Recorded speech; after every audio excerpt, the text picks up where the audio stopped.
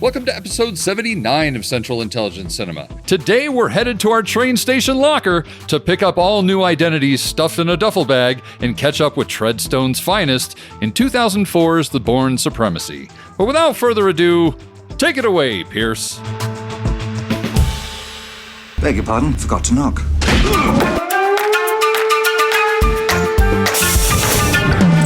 Welcome to the CIC, initiating security clearance. My name is Napoleon Solo. Bourne. James Bourne. Natasha Romanoff. Ethan Hunt. Felix Leiter. Elsa Faust. Identity confirmed. Now, pay attention, 007. Welcome to Central Intelligence Cinema, a podcast dedicated to spy movies and secret agent pop culture. Your mission, should you decide to accept it. Do you expect me to talk? I'm in the middle of an interrogation. This moron is giving me everything. Yeah, baby! Special agent, you're not having a very special day, are you? But remember, nothing ever goes according to plan. Tom, what do you think you're doing? Keeping the British hand up, sir. The state will self-destruct in 5 seconds. Recording from an undisclosed location via cell phone from an area right outside your window. It's a Central Intelligence Cinema podcast. I'm Jason Greenberg, and with me, as always, Ben Esslinger. Thank you, Jason. And welcome back to the CIC, the spy movie podcast that is taking a heavy dose of Dramamine before watching any more Bourne movies. Good Lord. Seriously. There's shaky cam, and then there's Bourne shaky cam. Seriously. Holy smokes. I did not remember that. Probably because, like me, you were like lulled to some sort of like semi-comatose state by just the number of movements. Your brain couldn't handle it, and you just passed out. Indeed. But welcome back to the CIC. And if you hadn't guessed, we're back talking about Jason Bourne today. This time the second movie in the franchise, as it were, the Bourne Supremacy. So I can say right off the bat, this movie was not supreme in any way to the first one. No, it wasn't, sadly. And I feel like it's quite appropriate that today, of all days, we are doing the review of this show because at the undisclosed location, it is a rather gray, bleary kind of day out. The weather's not great. And this entire movie feels bleary and gray. And not so great. And not so great. That too. So, well, yeah. Should we get into it? Let's do it. 2 years ago, This your store? It's a little hard to find. Jason Bourne walked away from his past, never to look back again. But his past never stopped looking for him. Hurry! We're blown. Now, Jason Bourne just popped up on the grid in Naples. he's playing their game He's making his first mistake. They don't make mistakes. on his terms. He's doing exactly what he said he'd do. He's coming for us. Why are they still after me? I don't know. We can play these games forever. Yeah, he's not in front of you. You can't see it. Forget it. He's gone. Let's play a little offense. You have no idea what you're getting into. Matt Damon is Jason Bourne. The Bourne Supremacy. Okay, The Bourne Supremacy, the second installment of the Bourne series, released in 2004, directed by Paul Greengrass, who did the documentary series World in Action, Bloody Sunday, and United 93, went on to direct The Bourne Ultimatum, and 2016's Jason Bourne. Dan Bradley, who is responsible for Three Kings, Swordfish, Adaptation, Seabiscuit, Spider-Man 2, was second unit director on this, and he's also the same second unit director who went on to do Superman Returns, Spider-Man 3, Quantum of Solace, and Mission Impossible Ghost Protocol. So I will say too that as much as maybe the story let us down, I do think that there are a couple highlights. One in particular, probably the big one that most people know, is the Moscow car chase scene. The Destructo Cab. The Destructo Cab, which... And all that was actually shot in Moscow, which in and of itself is kind of a marvel to think about. I don't feel like we're going to see that anymore now. No. Also on this one, since Tony Gilroy and Doug Liman aren't able to, argue their way through this movie, things went a little smoother. There wasn't so much. A little bit. Yeah, a little bit. Interestingly enough, they shot this movie in reverse order of its settings, beginning with Moscow, then Berlin, and then finally Goa, India. However, they did go back 2 weeks before the film's release, and Greengrass worked with Matt Damon to create a new ending, which cost an extra $200,000, as well as having to yank Matt Damon off the set of Ocean's 12. Not that Ocean's 12 is really, did it suffer? Ocean's 12 is Ocean's 12. Yeah. It's kind of the Ocean's movie that nobody talks about as far as I'm concerned. It was sort of like, did Rogue Nation really suffer by pulling Henry out of it for a couple of weeks to CGI off his mustache and get back in the blue tights? Yeah. It certainly didn't improve Justice League.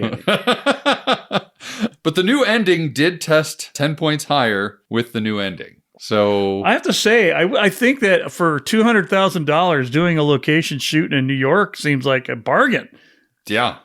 Assuming it was New York. I can't say that it was New York. It was meant to be New York. Right. But, yeah. It seems kind of cheap for any kind of production to get one shot. Just to get the, Particularly since Matt Damon didn't technically have to be there. He could have literally got to another building. Right. It could have been been just anywhere. talked on a cell phone. So, and can we just talk about, I know I'm getting ahead of myself here, but can we just talk about the whole thing of Bourne calling Pam Landy from the adjacent building right next to the CIA headquarters of whatever city he happens to be in? Sure. It's just, first of all, the one at the end is ridiculous. Because when she turns, is it that one? Actually, I can't even remember if it's that one or the mid-movie one. The mid one, one. He's on the roof with a sniper rifle. The other Right. one, at the end, he's in the building, just talking on the phone. Well, I'm just trying to think of Pam Landy's reaction, because all I can think of, because she swivels her head so fast. Right. Do you remember that meme that was going around for a while? I think it's of like a chipmunk or a groundhog that like turns his head to camera and is like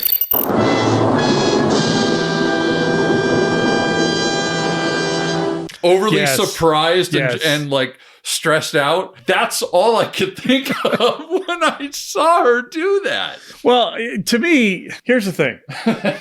If the CIA really was interested in getting Jason Bourne, why wouldn't they just pick whoever he keeps calling on the phone and then place agents at all the buildings that are just hiding? Yeah. And then once they get a phone call, they can use whatever little tracky device thingy they have for cell signals and walk right to him and get him. Right. Listen, I did some extra research, Jason, some extra special research. Extra on top of everything Extra research? on top of everything research. Wow. And I found a few. So, obviously Jason Bourne is a big fan of these jump scares, giving Miss Pam Landy a jump scare. Sure. By calling her and knowing, letting her in on the fact that he's looking at her as he's talking to her. He's a peeping Tom. But I found some lines that he didn't use, but they were thinking about using. Okay. Which are totally official and not completely made up by me at all. So, of course, because that's what happens when you do extra special in-depth research. That's right. Gotcha. So the first one I ran across was, do you wear anything other than black turtlenecks, Pam? That's number one. That's number one. Number two, FYI, Pam, Abbott didn't wash his hands after visiting the restroom, so you might want to. Number three, you going to eat those fries? And finally, number four, it's been an hour, Pam. It's time to stand up and stretch. Oh, no. I have too much time on my hands. Oh, no. Anyway. Well, I think it's easy to see why those didn't make it into the final cut. Yeah. Just, the writer was shit. I feel like there's some people that are good at improv. And I don't know if maybe Matt Damon was having his finest hour at that point. No, not at all. Not at all. But anyway, I digress. Let's talk about actual writers, shall we? Okay. So the Bourne Identity series was written by Robert Ludlum in 1980, but unlike the initial movie, The Bourne Identity, The Bourne Supremacy, the screenplay was entirely written by Tony Gilroy without that pesky Doug Liman around to fiddle faddle with him. As far as, let's get into photography, shall we? Let's do that. Holy cow. And I don't know if this is a Greengrass thing or if this was Oliver Wood, the director of photography, who was the director of photography on the initial one. I got to think it's a Greengrass thing. I kind of wonder if he was pressured into redelivering, if the studio was like, yeah, make another one of those. And so maybe he didn't understand it, or maybe he was trying to up the ante to make it feel even more frantic by the shaky cam shit. Yeah. Because there is handheld stuff in the Bourne Identity, but in the Bourne Supremacy, the shakiness is like on a whole nother level. Well, and I mean, Greengrass does have a documentary background. Yeah. So maybe he was trying to give it some level of that feel because there was a comfort level to it. All I know is this one felt way more claustrophobic than Bourne Identity did. Yes. Everything felt very tight quarters. Mm-hmm. Everything was gray. Yeah. Well, it's Russia. Yeah. But not all of it was Russia. Yeah. But I mean, everything felt very just India, very compressed, lots of people, tight corners. When they get into to Germany, very much the same way, with lights off when they're going through the whole Watergate thingy at the beginning. Yeah, very dark. So, and not that Bourne was like this, like Bourne Identity was wide open spaces, right? But it just felt maybe to try and amp up the suspense, to just kind of keep everything. Yeah, but I felt like the lack of anything really pretty to look at after Franca died really made it kind of difficult for me to stay visually involved with the movie. Yeah, it's because maybe this is it. All the color went out after her character died, right? Yeah. Everything got very gray and black and white, and nothing really. Well, I mean, I think about that very last. Granted, he's in Russia, but still, I think about that last shot. And actually, it goes through the whole movie, but it really pins it home at the end. That shot when Bourne is walking away after visiting the daughter of that Russian family. Right. He looks dead. He looks like the Walking Dead. Yeah, blood loss. He jumped onto a barge and busted his ankle up, Tom Cruise style. Right. I mean, he wasn't in great shape to begin with. He wasn't, but it just... That's like the whole movie, though, man. And I'm sure that's got to be intentional that he's now in this like mode. Bourne is just now in this mode where that's all he cares about is avenging, her death and figuring out more and punishing the people who'd put him through this program and who are now after him. And exactly. Like Nikki says, worst case scenario, he's picking the targets. Exactly. Right? So he just went in full Bourne mode, but for revenge only. Right. And not working for somebody else. Yeah. Editing this time around was handled by Richard Pearson, who did Men in Black, Bowfinger, and Muppets from Space. Yeah! That's definitely, you could see a lot of that editing technique here in this movie. Totally. Like when Kermit came out as one of the CIA helpers for Pam. Absolutely. I mean, it was an interesting cameo.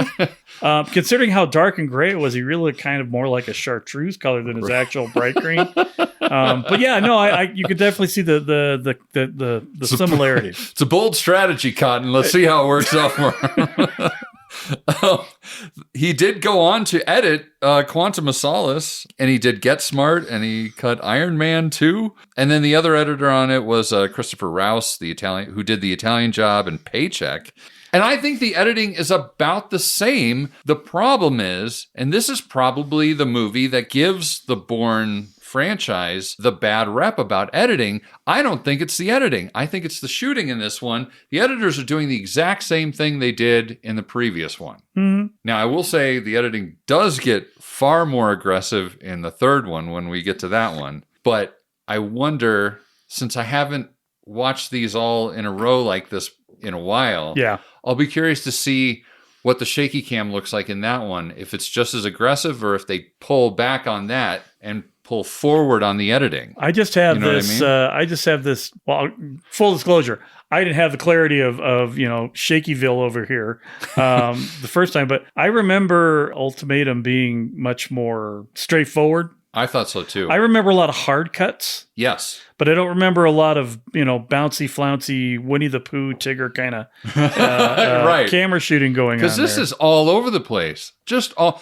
and truly on purpose. And places it really didn't need to be. Yeah. Like, why is it so shaky when they're placing the charges that are going to be a very key element of this whole thing? Are we trying to say the premise is shaky and thus the camera coverage is shaky? Because, boy, that was some bullshit that somebody should have figured out right there. Look, a perfect thumbprint? Amazing. Yeah. That never happened.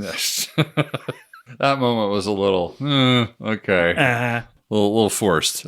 Just a tad. A little bit. By the numbers, the budget for this was $75 million. Not sure if that includes the extra $200,000. $75,200,000 to be exact. Ah, yes. The movie made $290.6 million globally. Good gravy. Yeah, $116.2 million domestic, and spent 8 of its first 9 weeks in the top 10 at the domestic box office. And this was 2004? Yep. Was there a Mission Impossible in 2004? I can't remember. I think we were in between. I think we are in between because missions. I think there was like 2002 when Dose came out. Yeah, that sounds about right. So we're in the middle. Yeah, I was trying to think of what came out in 2000. Oh, you know what? I think, because Mission Impossible 3 came out in 2006. Okay. So I'm guessing Mission Impossible 2 came out before this. I just remember that Mission 3 is in 2006 because at the time I didn't care about it because Casino Royale had just come out. And I was like, oh, this is the greatest thing since sliced bread. Yeah, so Mission Impossible Dose was 2000, and then 3 was 2006. Gotcha. So yeah, this is sort of right in the middle of everything. They still hadn't rebooted Bond yet. No, we're still a year away from that. I guess, in the absence of anything stronger, this probably was seemingly a really great spy movie. Yeah. But when I think of the things that are kind of contemporary to it, it's not a really good spy movie. Because what got me thinking is how did they greenlight the third one? And I mean, obviously did very well. Yeah. So thank God the third one was superior, or we would not have eventually gotten 4 I think it would have sputtered years out later. Yeah. I mean, we did get Hawkeye Ultimatum, but it's a different thing altogether. Yeah. I think this movie did as well as it did. It's the same reason why Mission Impossible 2 did really well, is it's all based on the strength of the previous movie. Yeah. So everybody loved Doug Liman's version. So like, oh, let's go see another one. And then this came out and it was kind of like, but then Ultimatum came out, won awards on top of everything else, and suddenly they're back in business again. Yeah, which, that's fine. It could kind of happen with Mission Impossible 3 as well. Exactly. So I just, wow, maybe I just haven't watched this one as much as I've watched the first and the third. Yeah. Maybe it was subliminal. I just didn't realize that it really is kind of a dip in quality compared to... It's a dip in storyline. I feel like if the story had been more compelling... It's just so frustrating that they kill Marie off so quickly in this movie. That's, for me, one of the biggest things that... Because it goes from the chemistry that they had in the first one, where there's this element of humor and companionship, and she has agency in it, and so it's a great role on top of everything else. And then to just like go, and then suddenly he's just a man who's mad. It's almost like, movies with good character development and good interpersonal interaction between the characters work better than movies where it's just a guy with a gun who kills people. It's amazing. I hadn't even thought about that before. I really have some things to think about after this podcast is over. Let's get into music, shall we? Why don't we? So John Powell did the music again. He's got tons of credits, lots of animated stuff like Shrek, How to Train Your Dragon, but also did the Italian Job and Paycheck. And in fact, he ended up pretty much being the music guy for Bourne throughout, along with the Moby track. Sure. So, but this it's perfectly adequate. It is, it's not standout. There's one track, and I have it in my notes. I forget what scene it is specifically, but there was one track that stood out to me. Everything else was just sort of, it's fine. Yep, it wasn't in your face. It wasn't terribly noticeable. Yeah. It had the right beats to illustrate what was happening on the screen. Right. It just, I don't know. My wife, who watched it on the first go around with me, was like, I thought this had a better soundtrack. Yeah. Right. And I'm like, well, the first one did. This isn't the first one though. This is the second one. Right. What I really wanted to say was, are there any doves flying? But my wife doesn't get that far in the weeds on movies with me. Although, man, would she have scored some points if she did. Also of note, this movie did win a number of stunt work awards, particularly for that crazy... That car chase chase in Moscow was something else, with the strongest, most indestructible cab in all of the world. We are Russians. There are two things we build good, huh? Vodka and cabs.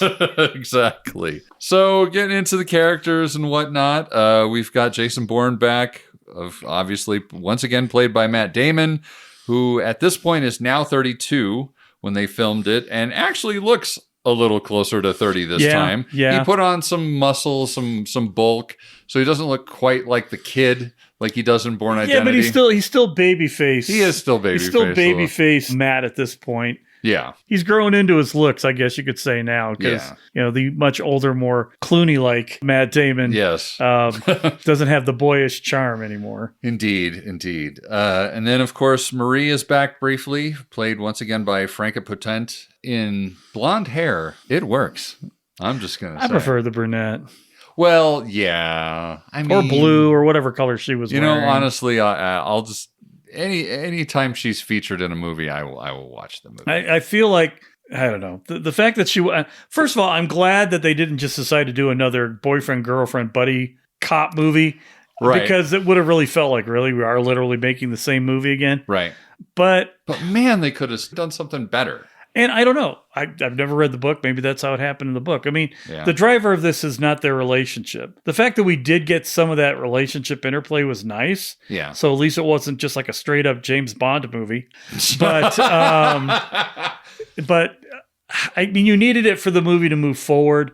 Without her dying, there's not enough to keep people interested for another hour and a half of that film.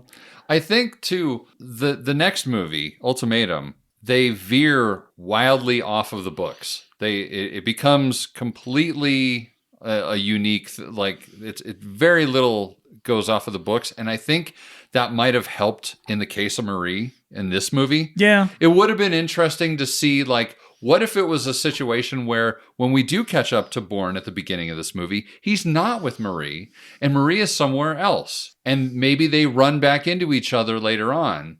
It just felt very we need to get rid of this character now. Yeah. It just felt like one of those things where either she wasn't available to shoot for any longer and she wanted to move on and do other projects like Becca Ferguson or any other, really awesome actresses who suddenly get ejected out of good franchises. But I digress. It didn't feel supernatural, really. I think that unless you're making a team movie like Mission Impossible, you either have to have one person or 4 or 5 persons. And having two doesn't. Having two requires you to have that character interaction all the way through. Right. Which you can do in a movie like Lethal Weapon, where both the characters are competent at what they are. They just have some weird quirks. And they don't sleep with each other. This is also that. But you can also have it with Mr. and Mrs. Smith. Right. That's true. Black Bag, which, by the way, if you haven't watched Black Bag, go to your theaters and watch it. It was a fantastic movie. Yeah. But I think for this type of movie, you can't have Ethan Hunt running around with his wife the whole time. This is true. Right? That's Nor true. do you want to just fair. running around with Ilsa the whole time. Well, you do. I do. I probably do too, although her replacement would be much more preferable in that situation. Still the same thing.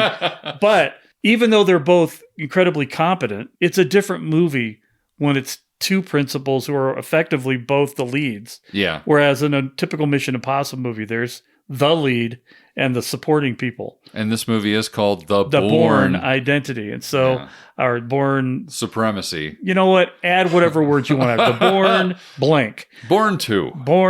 Born Free. That's going to be the next one. So then we got we got Brian Cox back as Ward Abbott, the man who no longer ages. I wasn't aging then either. No, and he's now kind of he's not the main bad guy, but he's, Yeah, he's the main bad guy. He's basically he's driving the main bad guy. Yeah, Spoiler alert. You've also got the Russian oil magnate Yuri Gretkov. Well, that's the thing. I mean, you get you get that really bad Russian accent. Carl Urban is the bad guy. And so the guy he's working for is the bad guy. But did anybody watching that movie 5 minutes in not know that Brian Cox was the other bad guy? Yeah. Well, because he acts like such a jerk from the moment he's on this. He's basically picking up the slack now that what's-his-face is gone. Yeah, the Conklin's dead. Yeah. But what's the last thing he does in Bourne Identity? Kills Conklin. So he's not a good guy. No. So there's no surprise here that he's the bad guy. Yeah. Oh, poor Zorn. He's back. Once again, played by Gabriel Mann. But now he is the whipping boy for Pam Landy. Well, so I don't think he was. Or honestly. Was he Abbott? So he was working for Abbott the whole time. Okay. I just got turned around a little bit. Okay. I thought he was there at the very beginning when the payoff was going out. Gotcha. And he wasn't on my first view because I was like, oh, so he just kind of switched allegiances. But no, he comes in the same time that Abbott does. First time we see him is in the office when Pam calls Abbott to set up some time to talk to him. And then all those people come walking into the office. Right. And there he is, that Daniel Tosh looking motherfucker. He probably should have worked for Pam as things turned out. And speaking of her, Pam Landy, played by Joan Allen, who I think brings a lot to this franchise. I really like her in the role that she's in because, especially given how the CIA is such a sausage factory. Indeed. In this movie franchise, which is probably accurate in real life too, I mean, I'm sure. But it's nice to have someone that's not male, that's in a position of power, who has a good head on her shoulders, and she's doing better than her predecessor. I think she does a good job. Well, I felt she elevated a role that could have been completely uninteresting because they're just a foil for the main character. Absolutely. And there's a couple moments where she's given lines, too, that are completely throwaway. Yeah. And that she has to try and make something out of. So it is what it is. And then, like we were mentioning earlier, bad Russian accent, Carl Urban playing Kirill, I believe is how it's pronounced, or Kirill? Carol, probably. Carol Urbanski. Accent's not good, but I really like him as a hitman. Oh, yeah. Like, although I'm sure it wasn't intentional, but when he turns around from the bridge after the Bourne's car goes in the drink, and he puts the sunglasses on, I could have swore I heard like a boom. I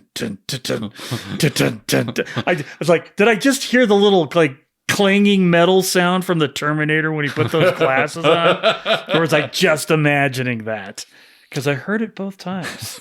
And then Julia Stiles is back as Nikki. And actually, Nikki, you're so fine, you blow my mind. Hey, Nikki. Hey, Nikki. And she's actually given something to do this time. Right. Like, she's actually listened to as someone who knows a thing or two about Treadstone. About Treadstone and Jason Bourne and everything else. And gets a really good I'm scared the shit out of me crying scene, which was totally believable. Yes. That was probably the best piece of acting in the whole movie. I concur. And she was conveying terror that whole time. That gave me chills. Yeah. That performance gave me chills. Yeah. So it was one of those things just like, oh, she was auditioning for another role when she did this scene, wasn't she? Yeah. Seriously. And then we've got the last other Treadstone agent, Jarda, played by Martin Sokas. Now, I got to tell you, I made a huge mistake. When I first was watching this, I totally mistook him for the actor that plays the bad guy in Mission Impossible 2. I somehow, even though one is one is Scottish and this one is not, like, they look very similar. They do. And I was like, is that and I literally had to look it up on IMDb because I totally thought it was the same guy. This guy, it's always like that. He's in that wheelhouse of like Clive Owen. Absolutely. And the other guy. Yeah, he was in Triple X. He was in Abe Lincoln Vampire Hunter. He was in a movie called Rogue. And then he was also the bad guy in Eon Flux. Which is where I always remember him from. Yeah. But yeah, I don't know. This guy never plays anybody, really, but this character. Yeah. And he's got that accent and it's just sort of the slinky, slithery. It's very smooth. Very smooth, but always a bad guy. Yeah. Always I could be James Bond, but I am not James Bond. Like I mentioned before, we've got Yuri Gretkov, played by Carl Roden, who is Kirill's employer, this Russian oil magnate who we only see a couple times. He's fine. You know what he does? He plays a very convincing Russian oligarch. Exactly. And then the only other sort of notable casting in here is we get a glimpse of Michelle Monaghan as the Walton Goggins of this particular installment. Indeed. Look, someone who's going to be somebody in just a year or two. Exactly. Playing Pam Landy's number 2 agent, as it were. All right, well, should we get into this? Yeah, we got a way to go, so let's get to it. Okay, so Bourne being Bourne, they definitely made the conscious decision, okay, we need to separate ourselves from Bond, no pre-titles. So once again, we get the graphics right away, just titles. It's early 2000 spy titles. Exactly, early 2000s. Or spitles, as we like to call them in the biz. Spitles. I'm going to use that going forward. Absolutely. So we're in Goa, India. And hi, we're in Goa. How do you know that you're in Goa? And, we pop in on Jason Bourne, who has just had a nasty nightmare / flashback, and he's starting to think about some other mission that he was on when he was that other guy, but he can't quite figure out the pieces and, wake up. Sweating and gonna make her wake up in a cold sweat. Dun dun dun dun dun. Exactly. And then Marie comes to comfort him and console him, and now she's got long blonde hair. But he's been scribbling down. Basically, it seems like he's scribbling down the same shit over and over again and just can't make any sort of connection. She's like, when you write stuff, eventually you get to something good. Exactly. And there's a whole little dialogue there. Right. The one little line where they're out on the balcony and he's like, well, I do remember one thing good. Yeah. And you're like, oh, okay. Okay. She's like, you were going to get laid anyway because you're having a moment, but you'll get a little effort on it for that part. Thanks. Exactly. So then we cut back and we're at the CIA and we get our introduction to Pam Landy. It is this mission going on in Berlin, Germany, and she's leading this mission from a much nicer looking Situation Room. Yeah, it didn't look like it was some mid-level corporate offices that had been abandoned for like 10 years. Right. Some little bullpen with some sub-level computers in it. Telephones from like the rotary dial era. Right. Much nicer Situation Room in Berlin. Apparently Berlin was very accommodating for them. But essentially, she's orchestrating a deal to exchange $3 million to an unnamed Russian source for the Nesky files, which we won't find out about until a little bit later.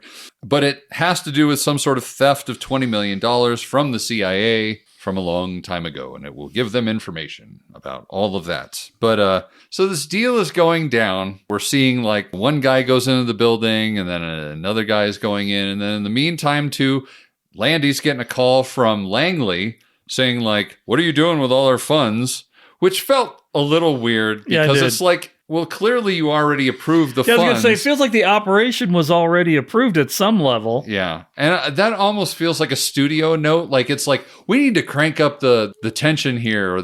Part of me thinks there might have been something after that dialogue or after that scene where Abbott is like, well, at least we know what's going on. Because I feel like that meeting was being driven by Abbott. Yeah. Because Abbott knew what was happening. And maybe Abbott wanted to get in on that whole thing, try and shut it down or something like that. Yeah. So there probably was some exposition in there we didn't get that got edited. Yeah. For time's sake. Because really, you're only going to think about why they're calling after you've watched the movie a couple times and then start doing a podcast with your friend that talks about spy movies. Well, and you start getting exposition later on that explains a lot of this mission. So yeah, exactly. So anyway, the two guys go in, nobody leaves. But so they go in and suddenly we get this very ham-fisted shot of Kirill in there placing artificial fingerprints on his charges that take out the power in this building, which is, again, maybe one of our... Beautiful thumbprint on there. Yeah. Just choice. So it takes that little strip thing, maybe the only gadget. Well, no, Bourne's got a little gadget too, but well. Only Marie will know whether his gadget is bigger or not. Anyway, it's the only piece of tech other than the SIM card replicator thing that Bourne uses later. Oh, and the automatic car alarm. Oh yeah, undoer thinger. He brought that back from the first one, the little Treadstone starter kit that he ripped off of what's his name from the last one, Junior Treadstone starter kit. That's right, new from Mattel. So yeah, Carol takes out the lights. Immediately goes in there, shoots the two guys making the exchange, runs off with the money and the documents, and, the whole thing is sort of a bust. Then we follow Kirill to Yuri, who's holed up in a hotel somewhere, and at that point we discover that his job isn't done and that he needs to go kill Bourne. So, and there was a little discussion in there about whether his intel is good or this, that, and the other or whatever. So then we're back in India, and Marie goes shopping. She's shopping in India, and just some of that sort of thing. And this is where it's basically a montage to catch you up with Bourne. If you're not familiar, or if there's anything that they needed to fill you in on before this whole thing gets going, that's basically what this is. Because she goes shopping. And then he's doing his funny, stocky run on the beach. His Matt Damon run. And I don't know if it would look smoother if he didn't have such chunky shoes. Because his shoes are really big and bulky, and he's wearing big cargo shorts. So it just looks like thud, thud, thud, thud, thud when he's trying to run. Well, and the fact that he's running on wet sand, so you don't see like clouds of dust flying up, make it seem like he's even heavier than he actually is. Yeah. So we get this intercutting of the shopping and the stocky run, and then she's back at home going through his notes, which is kind of this vehicle for showing, if you haven't watched The Bourne Identity, this is what it's about. Right. That sort of thing. Bringing you up to speed. That's right. So then after that, we see Bourne, and he's kind of like downtown now in Goa, and he notices Kirill driving into town, and it's a car that he didn't recognize and that looks out of place to him or whatnot. And he follows him to, I forget what it was. I think it's the hotel that I can't remember if he's rolling up to a hotel or something else. It was a telegraph office. A telegraph office. Okay. So, and he's watching him, he's watching what he's wearing, and he looks out of place. And so he immediately runs back to the marketplace where Maria's at and is like, we're blown. We got to get out of here. So in the meantime, Kirill's going, oh, my friend, my good friend. So convincing, by the way. Yeah. My good friend is the thing with the thing over there. Yeah. So my friend is one of his relatives died, and we need to, whatever it is that he's trying. And it's like, this is what he looks like. Here's his mug shot. Right. Yeah. It's not like a selfie. Yeah. It was clearly a government issued photograph of some kind. Right. It's just this is totally unofficial. This is casual photo. He always just stands like this in front of a white wall. Well, as you can tell from my accent, I am Russian, and this is how we take pictures in Russia. That's right. So, also magically, Kirill is able to sort of catch up to them at the beach almost immediately. Well, I don't know. I think they came across each other incidentally. I think he was at the beach looking for them, and they just happened to pull over there. And there he was. I think what it was is there must have been some time where it took Bourne time to find where Marie was. Yes, that was kind of the impression I got from him. So then he brings Marie into the car, and they have to get out of there. But again, like, that chase scene felt a little like the timing was off. It always, I was like, how the hell is he catching up in this like clogged traffic in this congested Indian town? Well, then I'm like, when you pulled off that way, why don't you just stop, put it back in reverse, go back into the street, and go the other way? Right. There's so many things about this whole scene that bother me. Yeah. I'm a trained assassin from the CIA thing. Why didn't he follow this guy and just take him out? Yeah.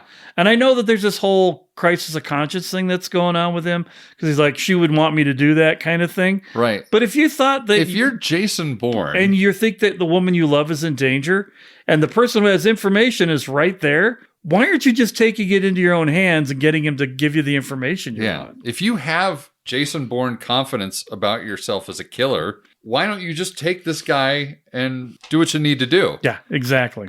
So then Jason Marie and they're in the car and they're trying to make their way through this, this little town and these tiny little dirt roads. And Bourne makes Marie switch places with him as they're navigating. And I'm not even sure why, other than a vehicle to kill her. Well, he did it so he could get the gun and engage. That's what then he is. said, you know what, we're going to get across the bridge and I'm going to leave and confront the guy so you can get away. That's right. Okay. And then I don't know what vantage point Kirill is at. I don't know either. I mean, the rifle looked like it probably was capable of making the shot.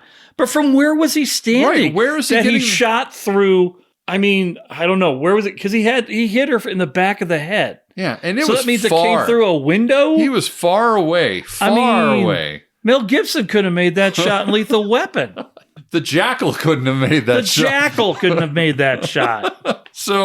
But ends up hitting Marie in the back of the head, and then their little Land Rover goes careening into the river there, and she's dead, and he, tries to revive her underwater, which is kind of a nice scene at the end when he lets her go, and she fades into the blackness of the water. I mean, at least they did that tastefully. It was, but...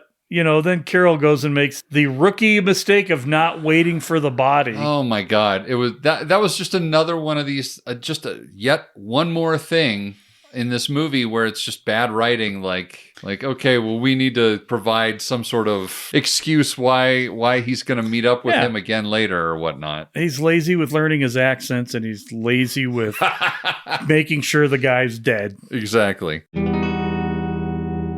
Now we're back in Germany, and they're cleaning up the scene at the failed mission, and they're getting the planted fingerprints. And surprise, it's a Treadstone fingerprint. What? And of course, Landy doesn't have access to that. So then, so we're going to Langley. They couldn't possibly make a phone call, or you have to do this kind of shit in person, I guess. But anyway. Well, what was such a weird cut was get me a plane to Langley, and then you see them landing at Sheremetyevo Airport in Moscow. I'm like, yeah. Did you guys get turned around? Yeah. Because there's no Langley that I'm aware of in Russia. Well, and hence why they had to use location titles. Right. So that you're not going. Which were kind of, what I noticed about that, though? I think we were at the very last vestige of the fake computer type out in the bottom corner of the screen. Yeah. Because that one I was like, ooh, that feels a little dated for 2004. Yeah. And it even felt, I will say they did try and understate it a little bit by comparison to the Bourne Identity. Sure. Which definitely felt like some of the graphics in the Bourne Identity. Yeah. Yeah. If you listen to our podcast about that one, that was one of my gripes. Yes. So yeah, meanwhile in Moscow, it just cuts right to Moscow out of nowhere, non sequitur. And Kirill hops into a car at the airport with Yuri and tells him that Bourne's dead, which he's not, and takes his money, and Yuri's like, I'll call you in a month or something like that. And take a vacation. So off he goes. And then we're back to Bourne, and he's burning all of Marie's, the pictures he has of Marie and all her passports and identities and all that sort of thing. And save for that one picture, which of course he saves because love. And then we're quickly back to Langley, and Pam is there. She's sort of trying to distinguish the house fire that is her failed mission. Trying to let, I forget what the name of the head of the CIA is. Martin Marshall, that's what it is. The CIA director, and she's trying to sort of calm him down and be like, well, it was a win because we have a lead now. Yeah, exactly. And also, it was screwed up by one of ours, and I want to know more. Exactly. Would you like to know more? So she then asks for level 5 access so she can access the Treadstone files and find out who this assassin was. And she gets access. And then we get a really quick cut, and we find out that Bourne heads to Naples, Italy. And I'm getting ahead of myself just a little bit when I say this, but I find it interesting.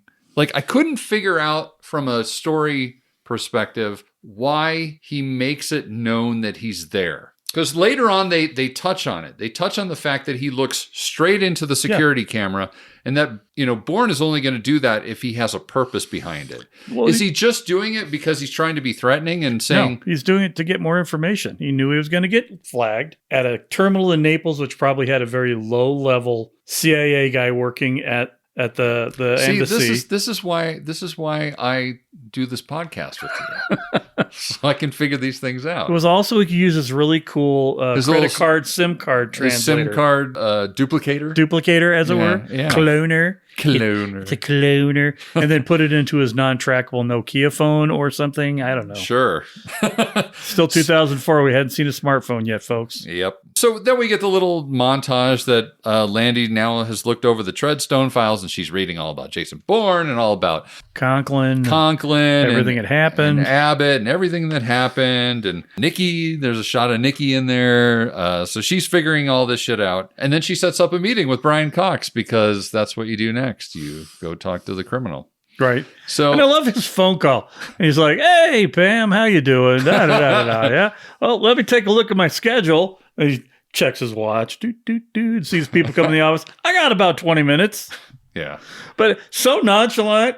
And I swear to God, he did not know he was from Scotland forever. I didn't either.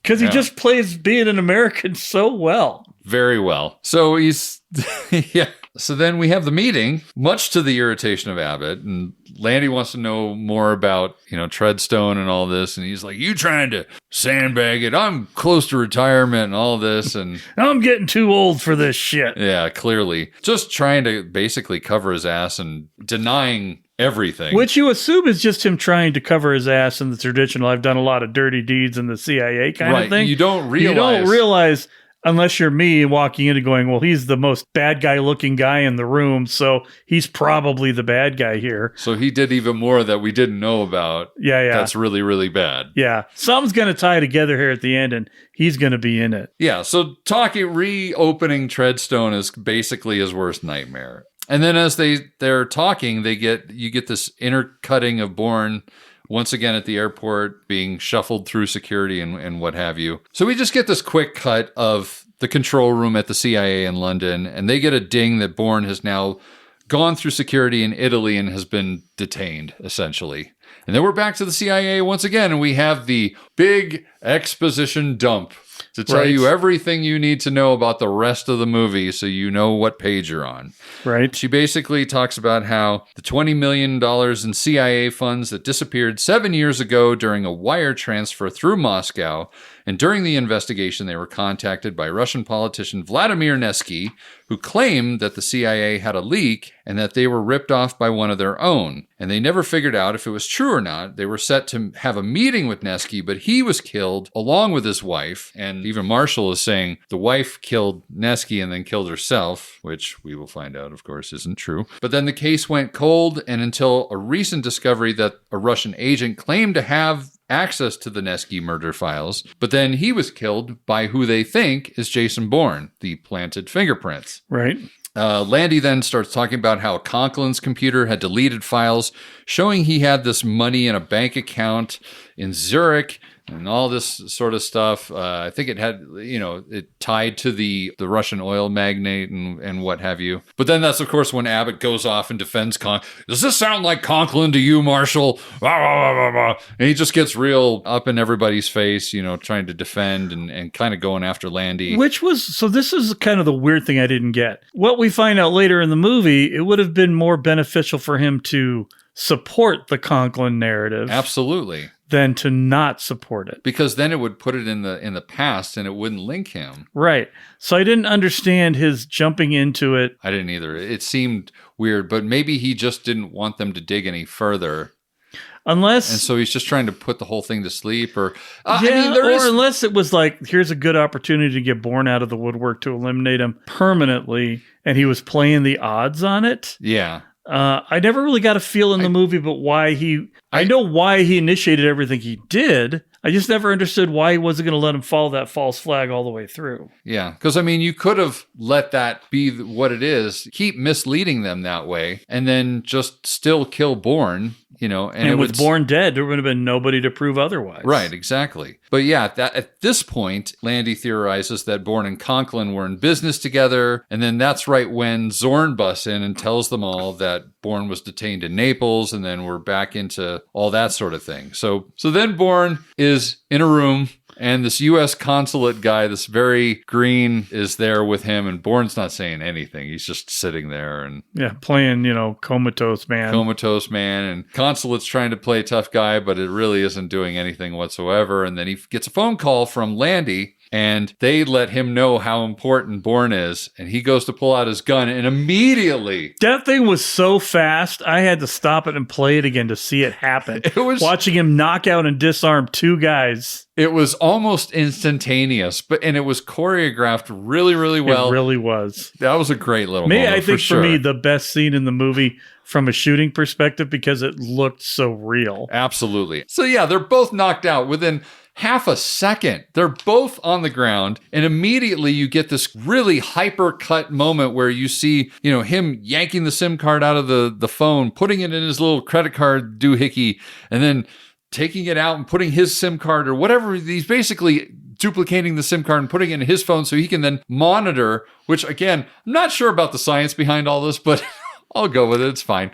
So of some of the things that I've seen, just even in this franchise, that one seems the most realistic of the bunch. Yeah. I mean, it didn't seem completely preposterous. So yeah, he replicates the SIM card, puts the original back in the guy's phone, and then drops the phone right next to him. So when he wakes up, he can then start listening in on what's going on. In the meantime, he's stolen the guy's car keys. No. Or is that his car? No.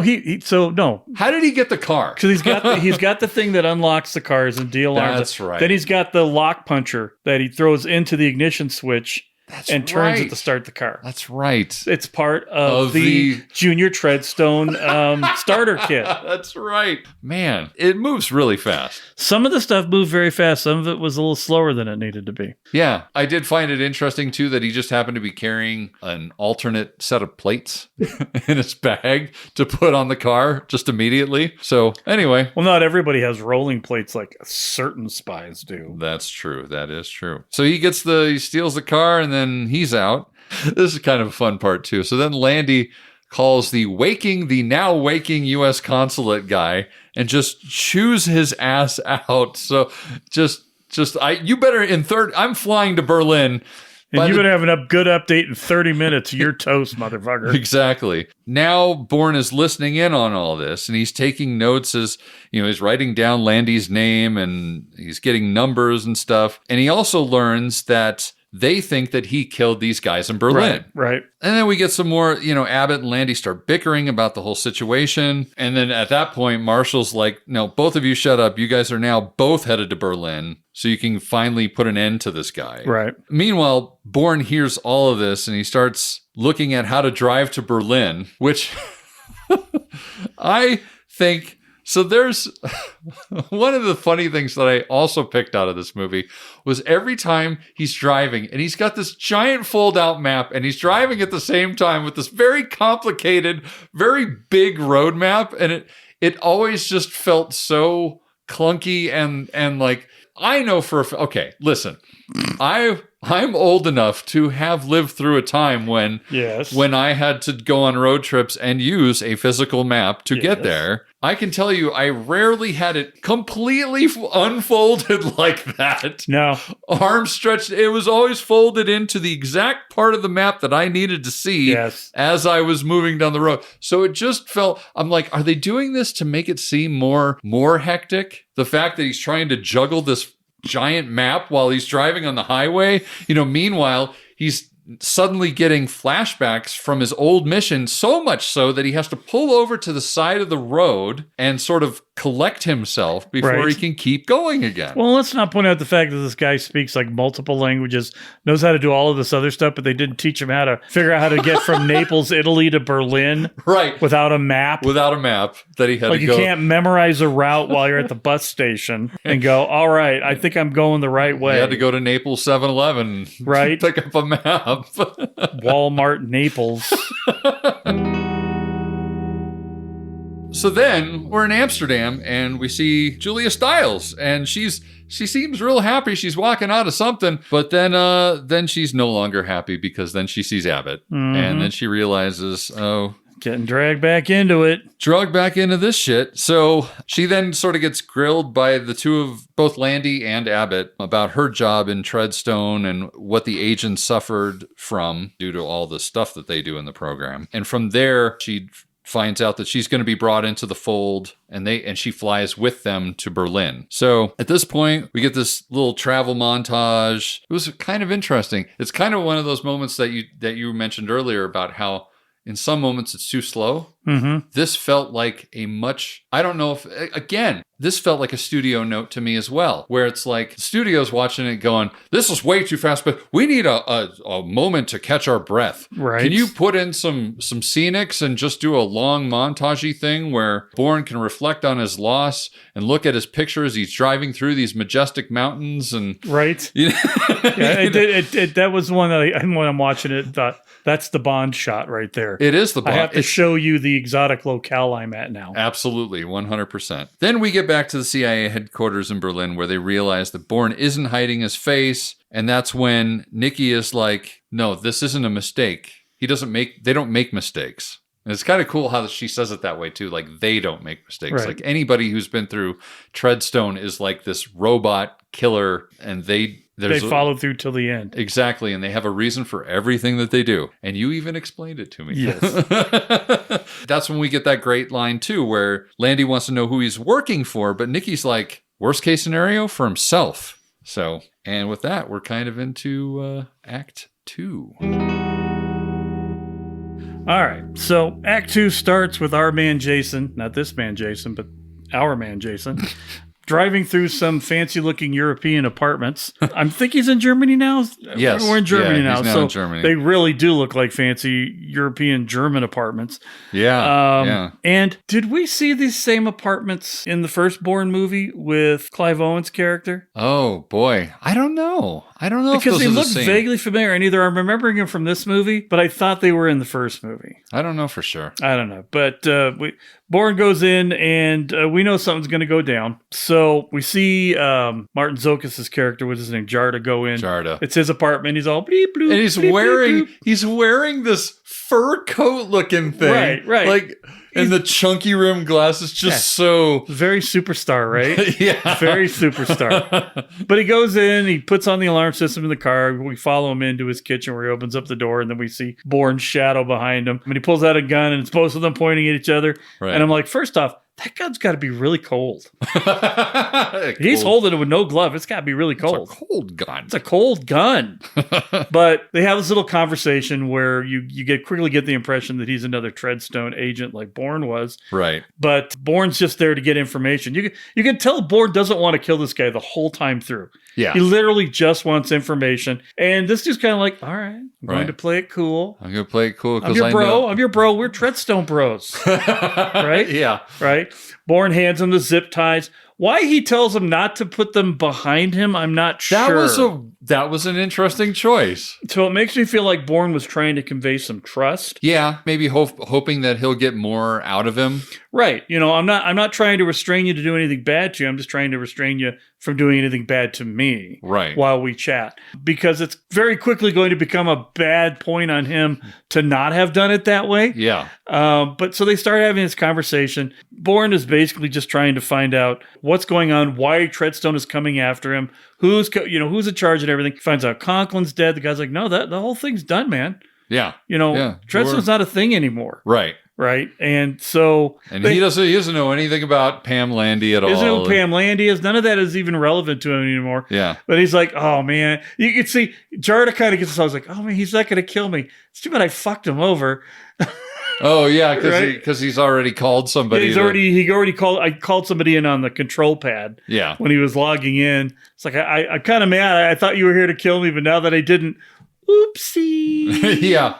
Oopsie. Oops, did I do that? And, fight ensues. He pulls out a butcher knife because why? Bourne let him have his hands up in front. Exactly. They get through the whole pip, pap, poppity, pop, pop, pop. We get the standard issue Bourne magazine fight maneuver that's going in there. Except I believe he used that in the first one as well. I think the shaky cam works a little better in this fight. Well, because it's action-based. Yeah. So you can kind of get back to the roots of how they construct Bourne stuff. Right. It feels more natural in a fight. Yeah, keep things in focus right in the center and nowhere else, so you're following exactly what's going on at every step. Right. It's more effective than, say, I don't know, placing a fingerprint on a failed detonator charge. Yeah. But I mean, it's an okay fight. How much fight can you really have? It gets a little more entertaining once Jarda busts the bands off using a pot rack. So I don't know who CIA is sourcing their zip ties from. Terrible zip ties. I'm assuming Bourne got the zip ties from inside the house. I don't know. Maybe he had them next to the license plate in the go bag. I don't know. But the zip ties are coming from inside the house. Yeah, exactly.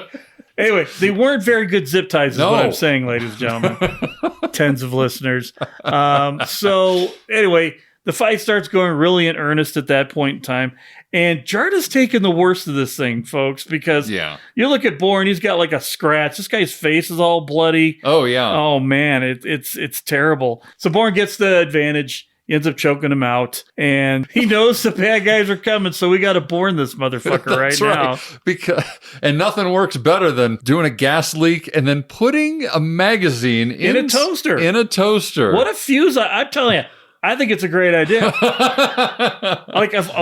I've seen a lot of shit in these spy movies you've made me watch the last 4.5 years. Most of the stuff in Bourne, other than some of the card readery thingies and whatever, actually seems plausible in most circumstances. Yeah. Even the way they explained how the charges work to black out the building made sense, right? Yeah. So there's some technical detail that I appreciate.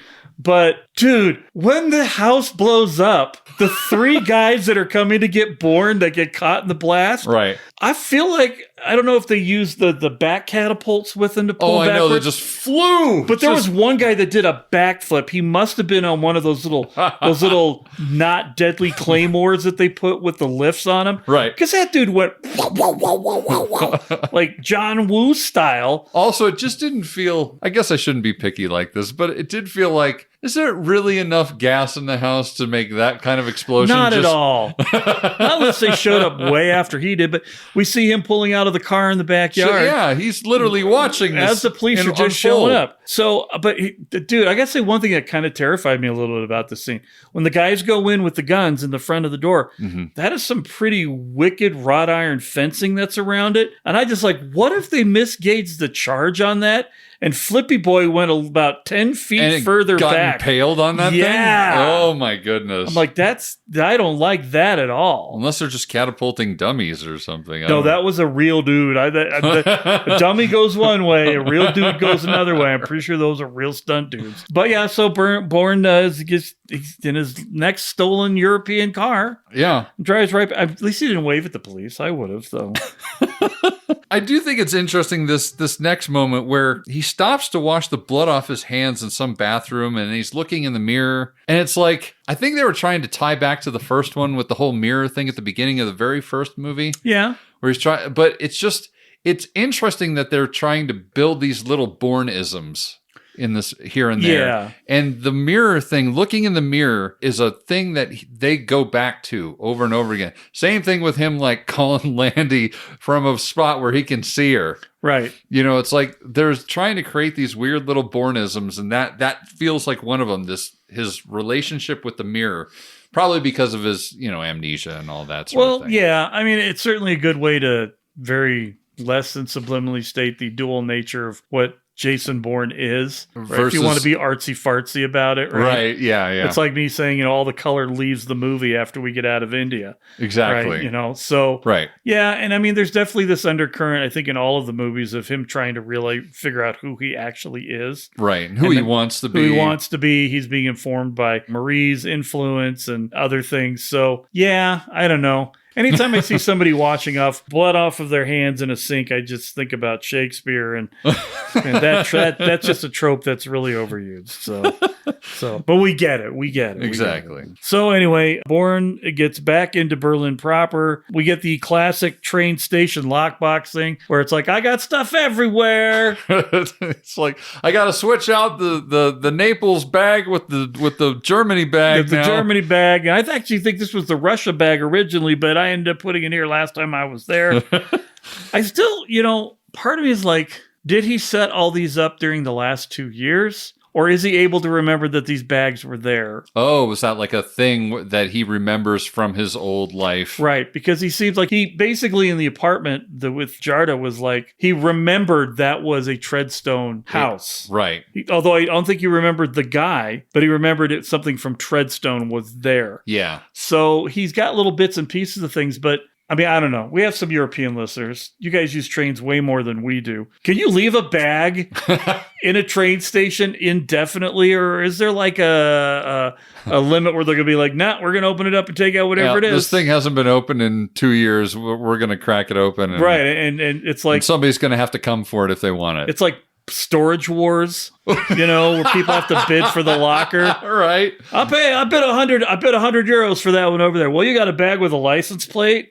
Ooh, I got a Treadstone starter. That looks like a Treadstone starter kit. Some cash, a couple of passports, and look at that, a 9mm Beretta. Well, sir, you really did well on this one. I don't know, but anyway, so Bourne's in there. He's doing his thing with the lockbox. He gets out whatever gadgety stuff he's going to need, and he ends up just kind of ringing all of the hotels in Berlin. And I will point out, it felt like he was making a call list of hotels that an American would stay at in Berlin. Yes, because right? it looked like he was using like a travel guide, like an American's travel guide to exactly, right? Which it's a nice little touch, yeah, right. Yeah. Whereas someone who's on the CIA, who's a deputy director at the CAA payroll level, would absolutely going to stay out in Europe, right? They're going to stay at a Westin or something that they know. Yeah. But he starts ringing hotels, looking for Pam. He figures out which hotel she's in. Then he goes over to that hotel and kind of uses a clever trick to figure out what room she's in and see the same room.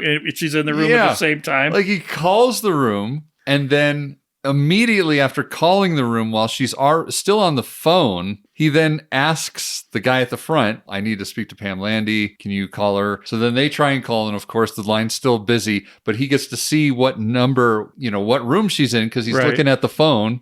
So he now knows where she's at and knows that she's there because somebody picked up. So then he can just like go and see, because now she's going to come out and... Right, exactly. So, again, some of this practical fieldworky stuff feels... It's almost as if they should have used some of that effort towards the actual story. Well, I don't know. Maybe they just had a really good technical person on it. That's true. Somebody that was really good with details. Yes, exactly. So he follows her to where the Berlin CAA offices are from the hotel. We jump to Landy in the Berlin Situation Room. That's right. He's in there I'm Wolf Blitzer. With Wolf Blitzer. And here it kind of is where Landy describes the steps that she's going to take to figure out what's going on with Bourne. It's so fillery. She did get stuck with a lot of the exposition in this particular film. Because you know why? If you'd had Abbott doing a lot of the expositioning in it, you would have figured out he was the bad guy sooner. Right. Right. You have to have a neutral third party to explain what's going on, or it seems disingenuous when you find out he's the bad guy. Right. Even though anybody watching this movie should have already known he was the bad guy. Right. As stated earlier. Yes, indeed. But yeah, I guess it's exposition, but at the same time, it feels like filler because we're really just giving Bourne enough time to tee up the whole moment where he's on top of the building. Oh, yeah. Making the phone call. When you also she starts getting into that super masculine dialogue of, I'm in charge now, I'm the captain now. Yeah, kind of nonsense, which I don't really think did her character any good. No. It sounded like something Brian Cox's character would have said, not something that Landy's character. She comes off as very level-headed and steady-minded, but she's got those all over. It's like I like Tony Gilroy. With the things he's done with Road One and Andor, he is a very good and subtle writer. But this dialogue in this, it's almost like somebody made a decision halfway through to make Landy's character a woman, and they decided, I'm just going to leave the dialogue the same rather than writing it like a rational woman would say, not a testosterone-filled sausage fest dude.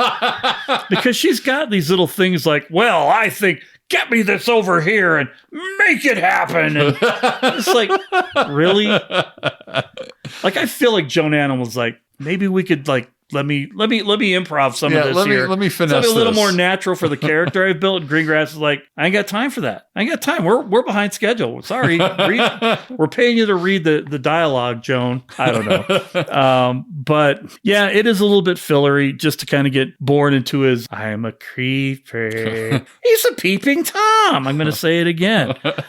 So we get to that moment. Bourne calls in to say, hello, with his long ass sniper rifle one can assume was in the bag from the locker. Right. I don't think he's going to go walk into a store in Berlin and buy one of those, but I don't know. Maybe you can.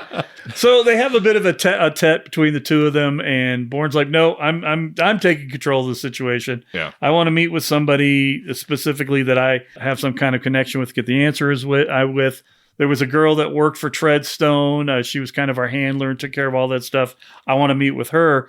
And Abbott's like, well, what if I can't find her? And Bourne's like, shouldn't be too hard. Turn around, stupid. And then we should have got the Moby song right there. Totally. But we didn't. We didn't. Well, because you only can use that cue once, and it has to be at the end. It has to be at the end. Because that's what tells you it's the end of the movie. Right. But then, like you said, everybody's like, look out the window. Right. And suddenly they're all that gopher or whatever that animal is like.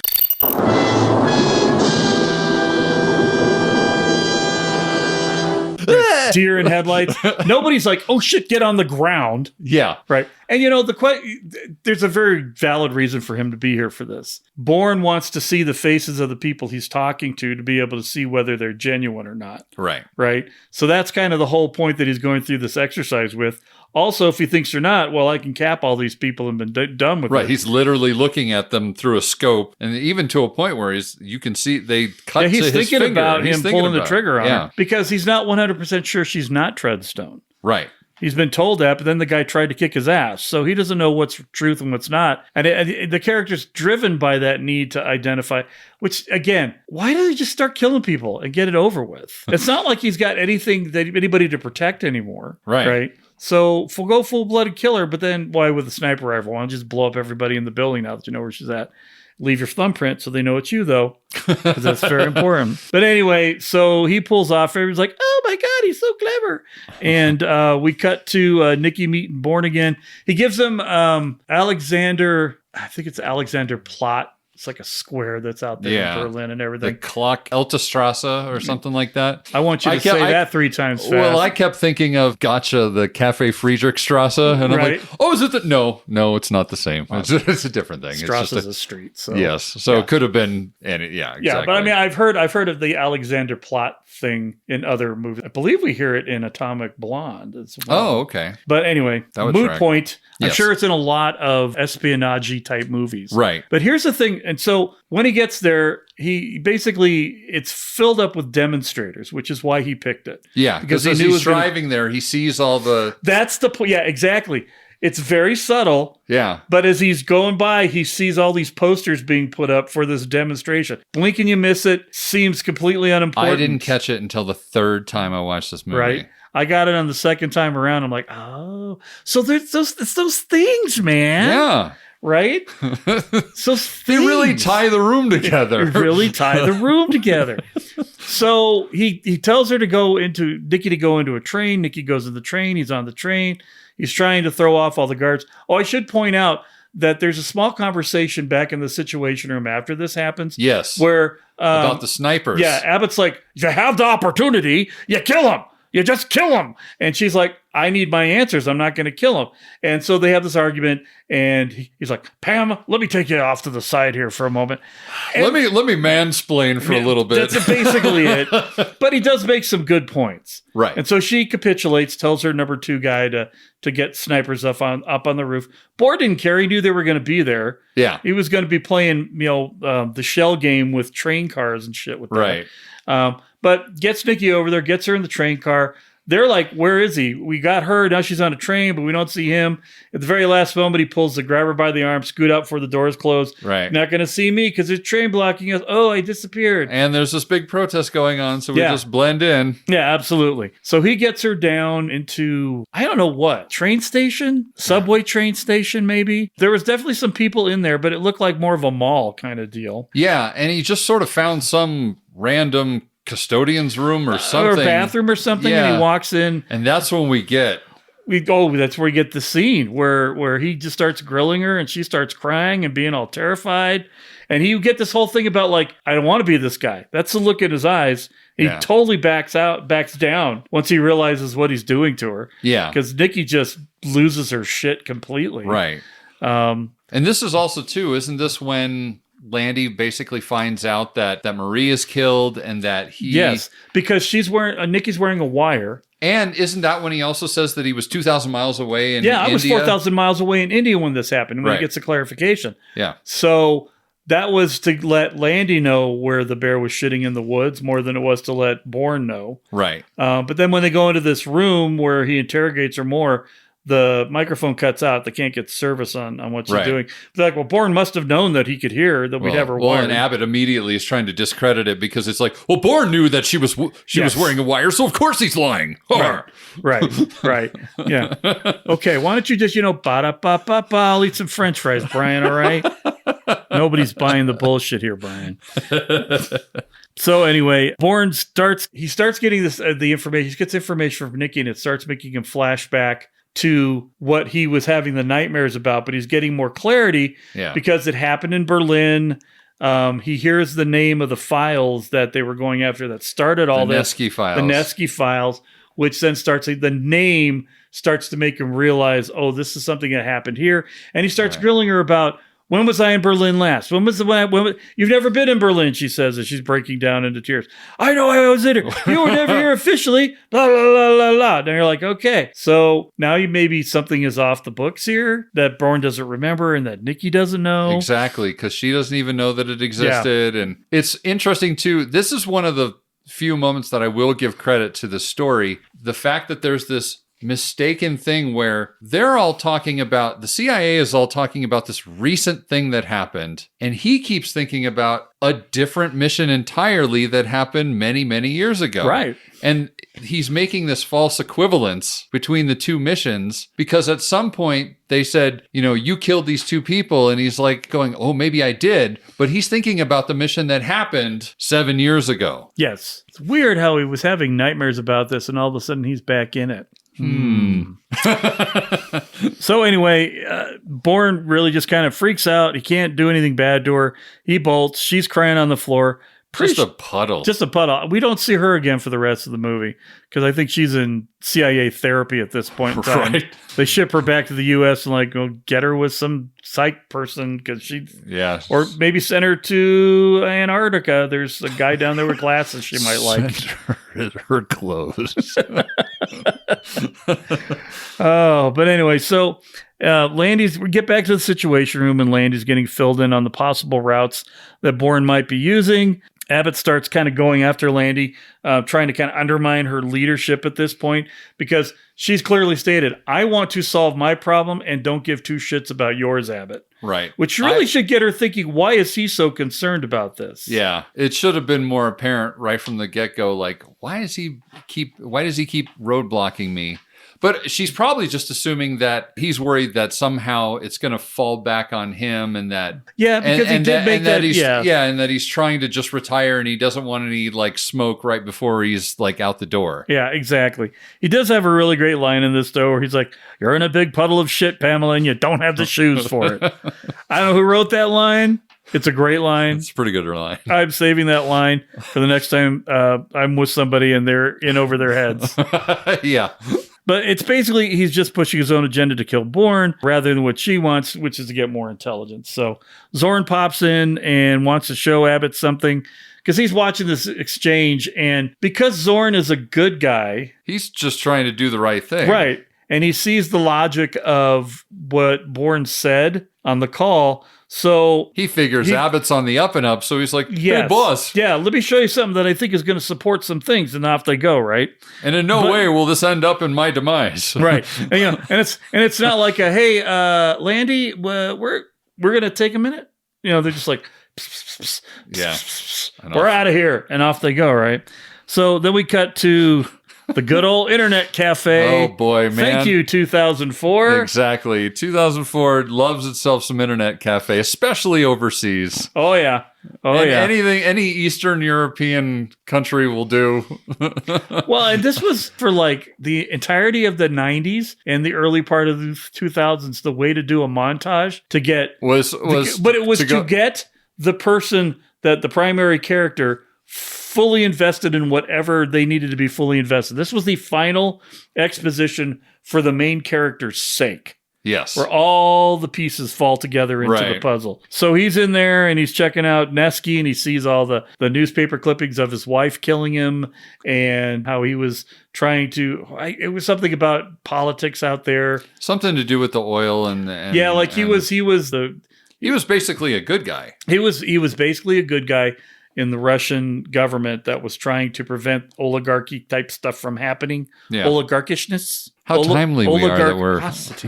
Yeah, exactly. How timely we are. This is the one thing that I thought about this movie, just going slightly off tangent, was like, nobody's going after a Russian oligarch even in 2004.